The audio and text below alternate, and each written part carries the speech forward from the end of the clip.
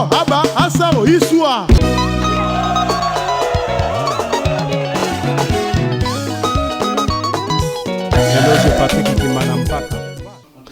Salut Bana Ponton, Bana Malongo, bienvenue sur la plus grande émission de la chronique musicale du Congo-Brazzaville, la plus grande émission de la chronique musicale de l'Afrique centrale, l'émission 3/4 de vérité présentée par Vinod le nécessaire. Posa Makamo, vie de choses, Mobali Gito Kazanga Boten Zambiwa Bonga Osa. 3 fois mon Congo, toujours au milieu du village. Quand le bar Vinod le nécessaire ne me colorait pas. Nous avons des orchestres, nous sommes à Congo, il y a 52 orchestres. Na Congo, na Congo, faut que nous avons des orchestres, nous sommes à lutter pour l'évolution de la culture. Nous avons car l'heure est grave. Bana Congo l'heure est grave. Vous avez dit que vous avez dit mais bis no tete to te pate para na cadre kaka. Ya ngomba bana Congo faut to télé na ma musique na biso ya mboka. To za ba plénière au Saranate, ba pionnier au Saranate en musique. Faut to télé na marambo wana. Ça si je vais faire monter sur ce plateau mon invité. Voilà qui est Rav 4, Rav 4. Voilà. Artiste détaillé, na jade bolingo na yo pololo na comment moi c'est. Na komi tout na faut qui vraiment na récolter chagrin to bolingo. Amele ilae. Pourquoi yo nyokolinga lelo Rave 4, tu m'as tourné le dos comme ça mais pourquoi yo komi kodongolonga? Grand prêtre Paul Chinyumba, prêtre vénérable. Voilà. Bonne arrivée, Rav 4, artiste d'extra musique à Nouvel Horizon ou bien d'extra musique internationale ou d'extra musique à Zongoul. Rav 4, artiste d'État d'extra musique. D'extra musique à Nouvel Horizon ou bien d'extra musique. Quelle extra musique? Quand je parle d'extra musique, c'est là où réside l'autorité morale d'extra musique à Grand Prêtre Conté Mouyasque que je salue depuis Babraza quoi. Voilà, merci beaucoup de la précision puisque Batbaro tout na mingi Rav 4 d'extra musique Batbaro qui on a la télé parce que tant le bail d'extra musique on a la télé ba monioté ba kena corniche ba monioté mais un peu voilà mystère vous comprenez que Rav 4 d'extra musique ya genèse ndenge extra musique banda Rav 4 voilà l'international pour voilà international de l'autorité morale Conté Mouyasco ngango. Voilà, mais Rav 4 go sala un peu bien na batba na biso ba c'est un peu koyeba parce que quand moi trouve moi panique na 2020 oyo tu as eu à faire des publications sur internet que Rav 4 azongli pa papa na nda kunaï mais tout cas moi boye puis tu okine ba mémo que tu as été quand même sollicité na côté à Nouvel Horizon et c'est un peu de que se défendre que éclaircir ba fanatique ba na biso. Bon pour na ba fana nga ya Ponton ba fana Rav 4 artiste d'État na lingi bino ya trop Boulinga boye ba vérité de partout na qui sollicité même les romans publication et zanga tes grand prêtre que je remercie na piané ba remercier moi na zo remercie grand prêtre Armel Ila pour la qui na idée na que Rav 4 faisons à côté père na suprême lampadaire ba grand prêtre le ko la Herman Asselé boss vidéo no mona qui na résidence Hermina na palais à sala qui vidéo parce que ni Rav 4 fa na mopanzi ya vie na bon qu'à cela ne tienne to solo le pena yaya bon Kozela, nalembi, nasengi concernant bateau. Tu as remarqué Rav 4 aux position, il y a non retour en moyen te, ponga natika motungisie. Sanza mikolo bambula misimi pusani. Ah, je sais que vraiment ça veut dire que ma soleil qui propreté. Voilà pourquoi Monique Rav 4 résistance pour les artistes de Tanaza déjà Rav 4. Voilà. Mais Rav 4, vous constatez bien c'est que vous avez une position non retour extra musique apparemment. Bon, personnellement, j'aurais plus de ça quoi. J'aurais plus de ça. Ce n'est plus mon rêve parce que j'avais déjà une vie et j'ai déjà une vie engagée. Tu veux développer comment non? Na gros Moïse comment gros Moïse on comprendre pourquoi. Parce que dans la vie il faut que je jette. Ba téléphone na ngomi ballet, na éteindre ba combo. Bon na zo ba chaîne hein. Bon ba benga na chaîne mo na minute ba benga na chaîne mo na PC na monité pour malanda. Il est qui bien. Donc on a eu MCR 3/4 de vérité. Voilà, mais Rav 4 ressemble un peu bien à Batba voilà. Extra musique internationale par rapport à revenu nanga. Bah le but est extra musique Zangour chez grand prêtre suprême lampadaire Nzambe ba mission Congo ya mabete. Ngana ko beta musique par rapport à retrouvailles nanga. Parce que mama retrouvailles on a binu tout temps baninga ba longo après Nouvel Horizon ba o ba longa kala ba suite 242 mais bo saline bientôt de le jour on va foutre bien té bo bosane bo lamu ya 25 ans na journée moko. banani babosani bolama 25 ans na journée. Je pense que ça l'idée que mambo intérêt tant au RAV 4 longwa qui mambo intérêt. Ils a qui maramuna yo suspension mais pourquoi bien to ça l'idée que maramuna qui ba futa raté. RAV 4 le bano que ba futa raté. Ou ezamba liboso ça l'émission na RAV 4 te point no réseau kayo loin des yeux kayo mikili zo kayo. Soko ba futa ngai te talika ngai. So ba futa ngai pe e talika ngai. Est-ce que vous comprenez? C'est comme on a RAV 4 te mokolo moko tsala oloba ke ba futa raté. Non. Faut pas mélanger des choses. S'il y a eu des gens qui vont extrapoler du n'importe quoi au nom de Suprême Lampadaire, ça n'engage que. Mais moi, je vous signale que Roga restera Roga. Donc, c'est mon grand maximum de respect. Par rapport à revenu. Donc, il n'y a rien à dire. Vous avez défini revenu. Vous avez défini revenu. Revenu, c'est un ambiakat. Tala makola ou ngando. Ngando, il faut entretien. Donc, quelque part, bon, c'est un entretien. Donc, ça veut dire que il faut un revenu. Ceux qui n'ont pas revenu, ils ont tâtonné. Place où on va proposer un tokos. Voilà, parce qu'on est point clé comme ça que écoutez un peu dans le grand Moïse à travers notre chaîne YouTube et que ça un peu bien grand Moïse aïe peu défaut on va bongi ça toi bah RAV 4 ni netina pena au quitter extra musique bah cause il y a de part pour pas suspendre. Vraiment, question, trop. Bon, il est temps de le dire, hein. Il est temps de le dire parce que Mélomane s'inquiète trop. Comment RAV 4, comment. Sans vous mentir, suspension à RAV 4 est causée par rapport à Arafat. Ça, je vous dis clairement. Bandeko ba pekisa kingai na lingandeko na ngai. Ba pekisa RAV 4 na sunga Arafat na zalaka na Arafat na memake na kar na ngai te. On m'a dit ça. J'étais les noms ba konzi na ngai ya mfuma ba vansanga 3 fois na Madingu, na Brazzaville, na Ponton. Ko sunga été comme ngana zo sunga ka ndeko na RAV 4 Arafat Tchaboa Mpangi. Voilà pourquoi ba mona o mabe ba suspendre RAV 4. Voilà raison tangible parce que na lobano tunanga trop ba émission trop na lobano toujours tunaye tuna bango pourquoi ba suspendre ba lobaka non nini elo te bon ah parce qu'on a le vérité yangwana bon iko kabola bolingo te bolingo bakanga kango te bolingo ifo ezala ka bolingo soki yo lingi moto te baninga pe balingi bato net ngai na botana bolingo Arafat c'est mon frère oye bela sala pona ngaler na yaka kinda extra musica na ko rendre mon essentialité voilà suspension à RAV 4 angwana na lobi na bino sikwango à vous de juger. Voilà, très sage, RAV 4, donc, trop développé dans ta 3 quarts de vérité, mais voilà, RAV 4, Togozon a mambaninga bazolo bâti, mais pourquoi qu'on intégrer Grand Moïse, tu bien que Grand Moïse y a Zarming, na Mekili, à un orchestre, na Mekili, peut-être qu'on intégrer Grand Moïse, et ça pour un état, mais qu'on le gosse, c'est là, pour Togozon, on a tourné. RAV 4, c'est là, pour ta loura, en côté. Pour ceux qui ont des poteaux, na oké, na ngota lobby à ta colonie. Na pesé que fort na côté 2 parcelles na zu visa na ke poto doka bato ba visa aucun de poto wan est-ce qu'on comprend donc ngai musique ndebi poto te na côté ka BMW na ngai hors série grand prix de Jules Masso pesa ngai na ke poto po ezana valeur ba 18 millions donc poto engagé ngati na yi po na mosala Grand Moïse a sollicité ngai na Arafat a proposé biso. On est là parce que toujours il y a un au programme c'est pour nos autres chansons. Peut-être le bag n'a bien suite et fin. Bon moi il a fin la fin en gros est au monite. Suite et fin. Et ça là que prophétie bino boye bagité. La fin en gros mon ami bino mo bon la fin na rolobate. La fin il existence à moto bien existence à groupe ou bien nini. Na lo bag n'a bien suite et fin 242 bimaki non. Après le bag n'a bien 242 suite et fin et zaroya. Voilà. Voilà, parce que RAV 4, tu constates mingi dans 21e siècle, tu as dit, baninga ba parler mingi dans musique, mais net présent compter moyas que bozo on a mambakala que non, la création comme na création comme na sala comme na président, on lui parler na kilelo bozo on a mokili akala wana.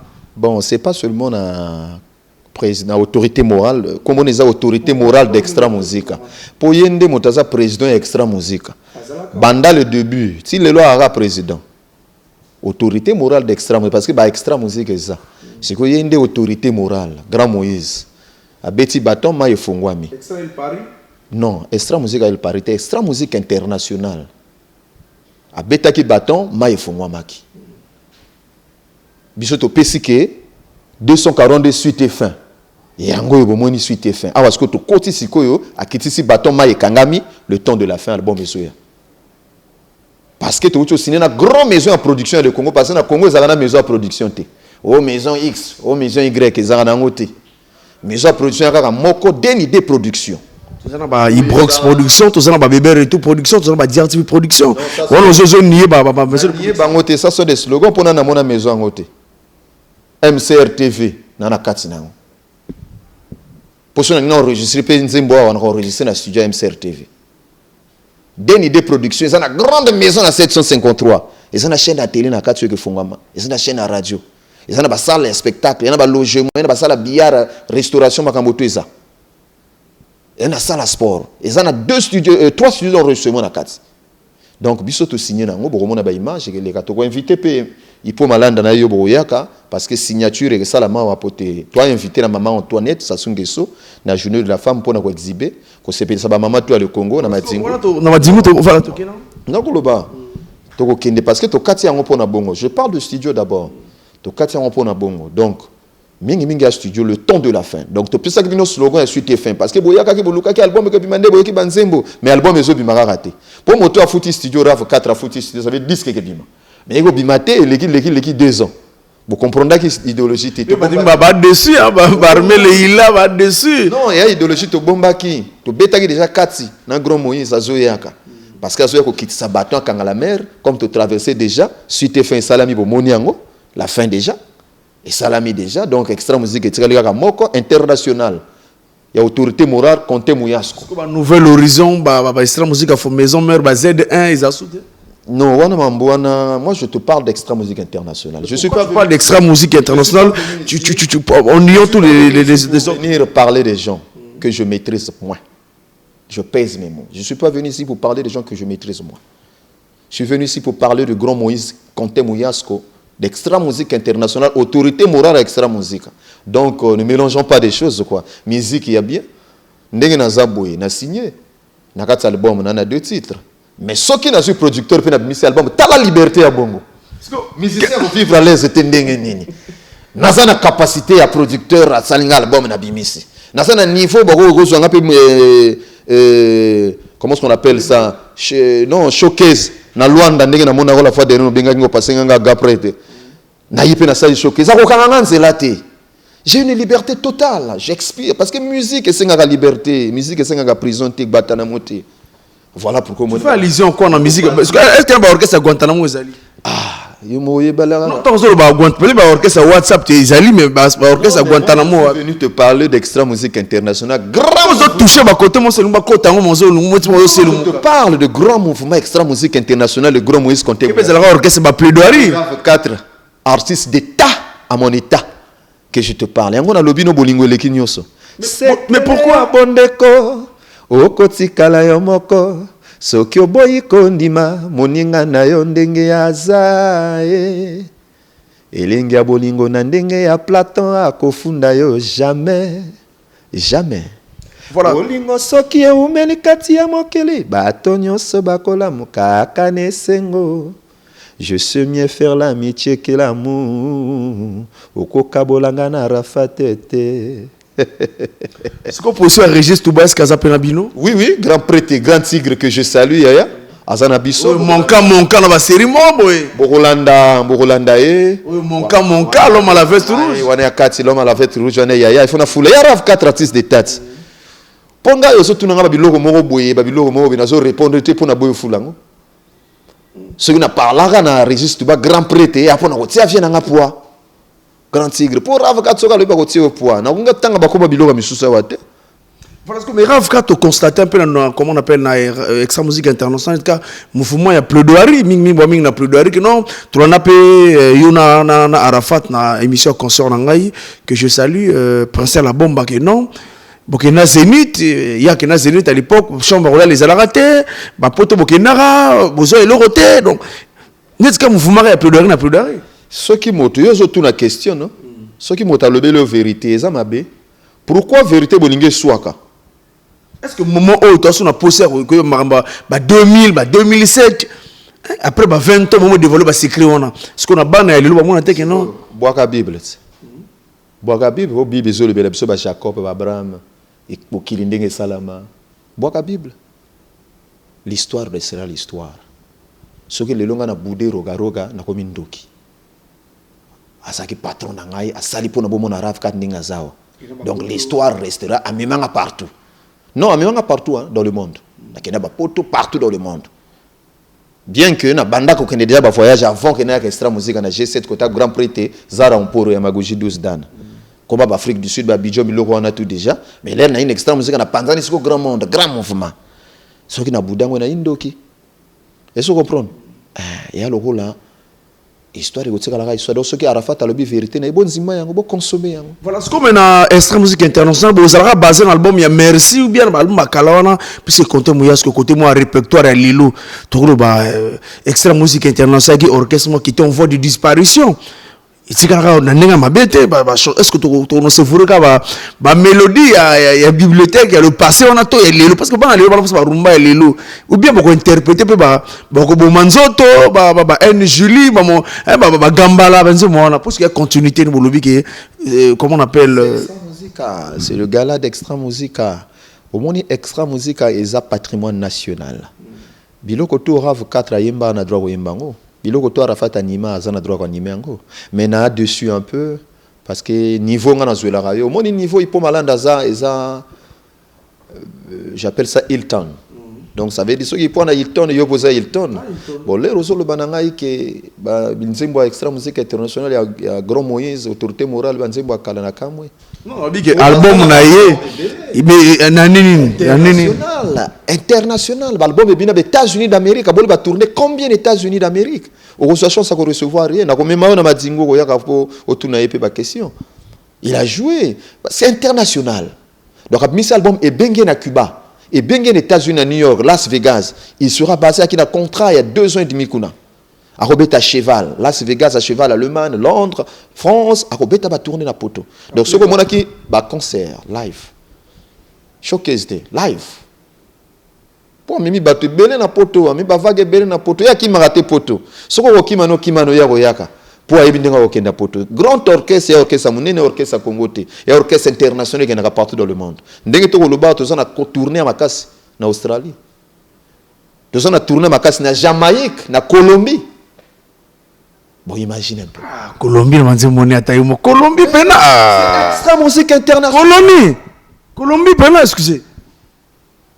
Mais ce qui n'a zo yemba yo, o memi ngambo yo.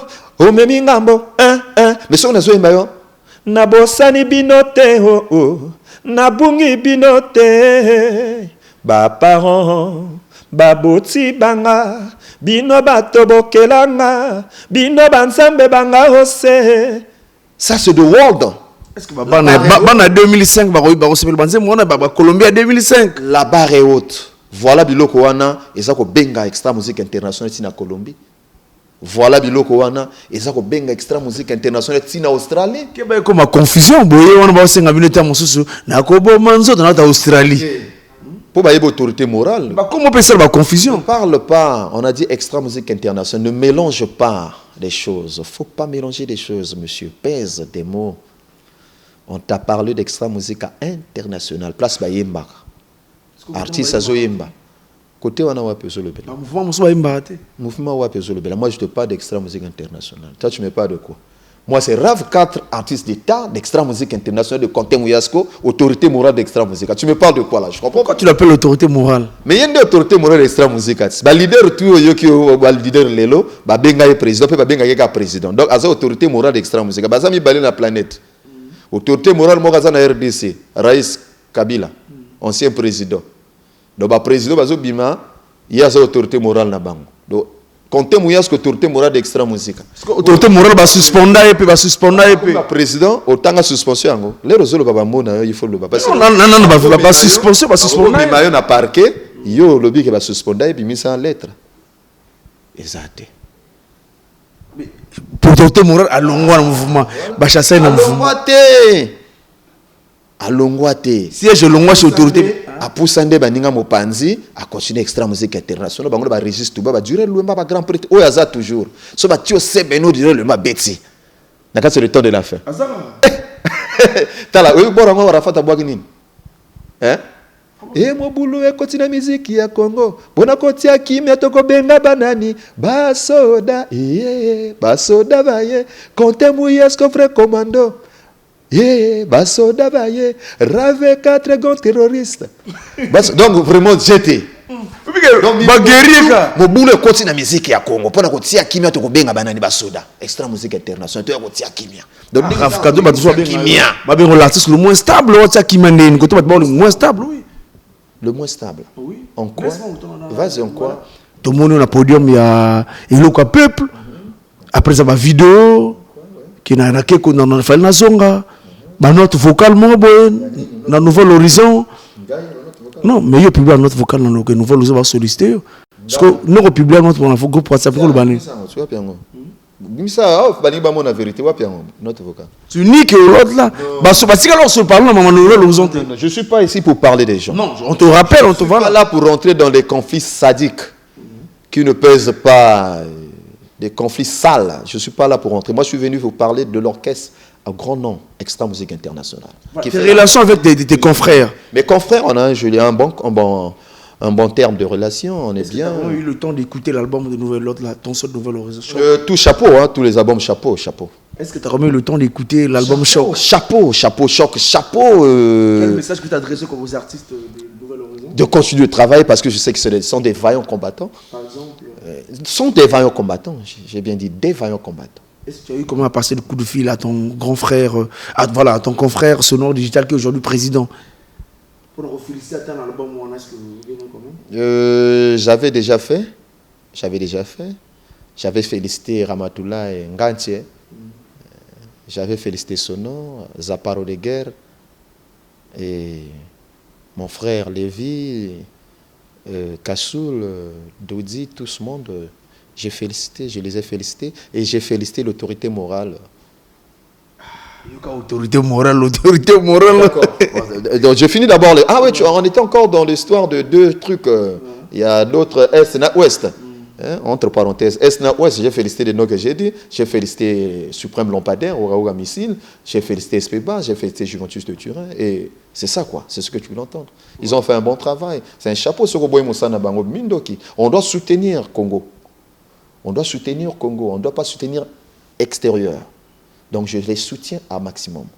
Je soutiens aussi Yves Saint-Lazare. Je soutiens tout le monde de la musique congolaise. Pas extérieure. Parce que moi je consomme d'abord Congo. Maintenant bref, meilleur orchestre, c'est Extra Musique Internationale. Bana Ponton. Tout on a besoin de la salité. Il y a ma kelele. Pour toi, tu as un na concert à Boyoka Batu Bakoyemba.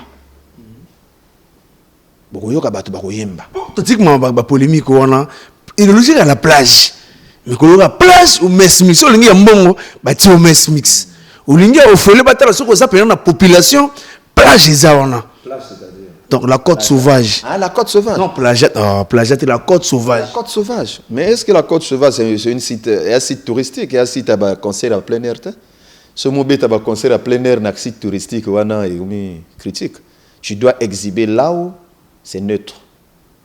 Par exemple. Parce que tu vois juge. Ce que juge international, il va juger un site touristique.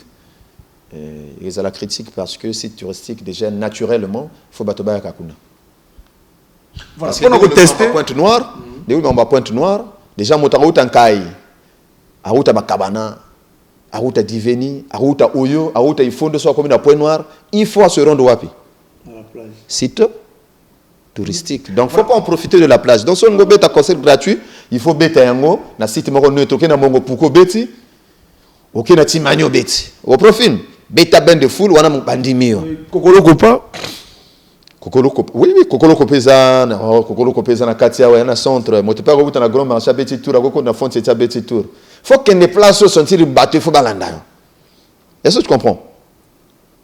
Donc, c'est ça. Mais il y a place ce boy, on attend aux arènes extra musique. Place en haute. Toi, tu me parles. Moi, je ne te parle pas de Est ou Ouest que tu me parles là. Moi, je te parle de ce que tu m'as posé comme question. On a tourné RAV 4. Voilà. Ici, pour confirmer, il faut jouer à la messe mixte, payant. Moi, je ne pense pas qu'il y ait messe mixte. Moi, je sais qu'il y a une grande salle de notre grand prêtre, le patron de MCR, Hôtel Le Ruisseau. Il y a une grande salle. À part la salle aussi, il y a un espace payant. Au bord de la piscine encore. Il y a plusieurs lieux où on peut jouer. Il n'y a pas que messe mixte. Qu'est-ce que tu vois? Maintenant, quand tu m'as parlé de la plage, je t'ai dit que c'est les sites touristiques. Quand tu veux maintenant, est-ce que je refuse ce que tu as dit de concert? Parce que messe mixte, c'est petit. Et qu'on continue la place sur côté dans la salle à rechoter. Hein? Je comprends. Donc, il y a ce qu'on une automne, sa messe mixte. Moi, je reprends dans le ruisseau, parce que le ruisseau a plus de 1000 places. Grand Mozart ciné ou non? Na comprendre. Excusez-moi, si on a le bimo, je ne sais pas, moi, on a manqué. Na niveau le bâton, il y a évidemment mon qualité, on a dit de ma musique, Limbi Sanga, quoi. Grand Moïse, la musique, elle est là, au cinéma. Limbi Sanga. Grand Moïse a terminé la banane. Net banane, Raf 4 artistes d'État, Rafat Nzambe na bango, Régis Touba Grand Tigre, Arnaud Laguna na solo. Si quoi t'es marrant, bon, ça n'en banane, banane, banane, ko télé, le bas devant Raf 4, na ba est, ouest, wana, nani. Quel animateur a quoi le bas devant Rafat, tout le bateau, ça va peu bateau, bande qu'on a un ba message. Na ipo malanda, à leur répondre, binobo, son numéro n'a 06 824 92 32, je résiste bien. Je répète encore, 06 824 92 32. Motarotel magoye manarav kuna ati. Ezana est et na ouest. Est-ce que tu comprends? Motarotel magoye nimé devant Rafat Azat, ezana est et na ouest. Mais ce que tu as grand chanter le rôle à Moïse. Autorité morale d'extra musica. T'es imbécilité. Voilà, rendez-vous dans Baba, et puis rendez-vous dans Baba, lieu, spectacle, comme ça, public, essayer de juger, on a cadre, mais voilà, RAV 4, tu parles un peu d'un concert, il y a le 14 février à Brazzaville, est-ce que le public était vraiment au rendez-vous? Bien, le concert, vous avez bien vu, était au rendez-vous, mais le concert était un concert privé, par le grand prêtre Mako Sofé. Extra musique, extra musique, la différence, extra musique, danger, mama. Oye uche pana bisole lotoko binawa. Toko bouger, lokasa epwe inakati ya ebale mosoto ekomona na te, mbeba ya liboso na sali yo papa e limbi sanga. Nonanino, basekenga mingi. Soki bomoneli ngaye, boloba e azonga. Na pesi numéro ya telefone po abenga, abengi te. Na komiseni kombe, yambelanga. Toutefois, c'est ça quoi. Extra musique internationale, autorité morale, Grand Moïse Conté Mouyas Kongango, RAV 4. Extra musique talambo keziki bato nyoso bazako kima amielele. Ouais. Voilà, chers amis fidèles téléspectateurs de l'émission MCRT 3/4 de vérité. On se retrouve le week-end prochain à la même heure. Merci. Oh, Abba, Asaro, Issoua.